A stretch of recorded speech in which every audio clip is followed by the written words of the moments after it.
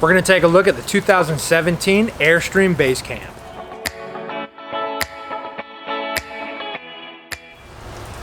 So we're here at Lazy Days in Tucson, Arizona. They're an Airstream dealer, and we're going to take a look at the 2017 Basecamp. They just re-released this model, and it has some pretty neat features. So the Basecamp, it's overall right under 17 feet long on a single axle trailer, and it actually has two doors. One right here is the main entry door, and then in the back it has a rear entry door. One thing, and they did really good job on the all the cargo storage. You'll see like here on the door, they made that, you know, really accessible and efficient. One thing I don't like that they did is they didn't make this into a very easy toy hauler. So if you have a motorcycle or if you have, like, you know, bigger bikes, it's going to be pretty hard to get them through this door. If they would have made this, drop this down a little bit more maybe, and maybe had a ramp option, that would have been really a better design. So over here on this side, you have the working side. You have your hookup. So they went with, you know, traditional 30 amp hookup, and then your city water and your water fill here. Pretty efficient design overall. A single dump station actually in front of the wheel down here. You'll see that, you know, your standard hookups there, and an outdoor shower. Sorry, it's kind of wet here. We finally got some rain in the desert. So up here in the front, we'll just add, I did like this. This is an interesting thing here. I'm not sure if they're going to add it, but they have an area to store your 30 amp cable and your jack tie downs here.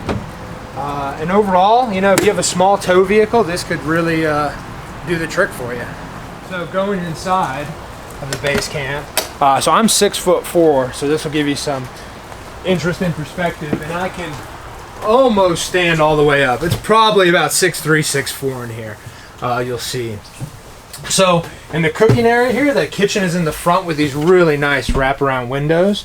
You have a 2-burner propane stove here. The rig does have two 20-pound propane tanks in the front. So and there's actually a lot, for this small of a rig, there's a lot of counter space. They did tuck the sink over here in the corner, and I'm not that big of a fan. It's kind of hard to get in here. I almost wish the sink would have been over here. But obviously they did it to fit this microwave here. A real small little microwave. This is the standard they're putting in the Flying Clouds. And then some more storage down here. And then a refrigerator, your standard mini size RV refrigerator, similar to a lot of the Class Bs have. And the final little pantry over here. They did make it nice where it wraps all the way back around for storage. So you would be able to fit your basic kitchen stuff in there. And I like the little spice rack tucked in right here with cargo straps. That's a nice added feature. Really good use of space. The windows here in the front don't have any like pull down shades, but these shades actually zip up, as you'll see, and they do a pretty good job of blocking out all the light. I wish they would have done blackout curtains though. That way you could really get some good sleep if it was brighter out there. So some of the light does seep through those. More storage bins up here in the corners. Look pretty stout. So moving on here to the bathroom, we'll swing this out. It's your, you know, combined, you have your toilet and your shower all in one space. But compared to some of the smaller Class C's, or correction, Class B's, it actually has pretty good size. I mean, this has about the same headroom as I have in our 30-foot bunkhouse. So it does pretty good job. And then sitting down on the toilet, we'll go here. I mean, I'm a big guy. I'm 275 pounds and 6'4", and I think I could probably use this. So in the back, they did a pretty good job. I'm actually pretty impressed with how they did the use. This actually combines, and you can have a whole bed back here. And I think, I'm not going to try and convert it now, but I think, let me try this out, I would be able to, with the whole thing out, I would almost fit It might be kind of a tight squeeze for me, but obviously I'm on the bigger end of the person size. I do like these tables here. They have 2 of them that can go there and there, and I think that would give you quite a bit of room for the to eat on and to hang out in. All the lights are LEDs, and they did some kind of neat light configurations here that you can shine around the space.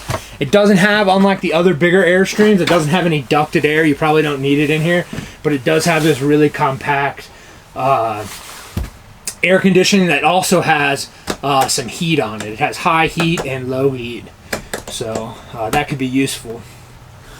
Overall, I really like this unit. They did a lot of good stuff with the storage, and for a little 17-foot trailer, they did a good job. It does have some solar on top to help keep your batteries charged up. Really not enough, it looks like. You'd have to probably put some solar outside, add on some additional solar to really make it off-grid capable. And you know, the tanks being on this small are kind of on the smaller side, so there's probably increase. You'd have to have some extra water on your truck to really make it last multiple days in this.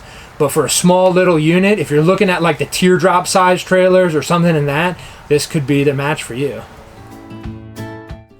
Thanks for watching. Check us out on Facebook and Instagram, and stay tuned for more adventures of Live the Odyssey.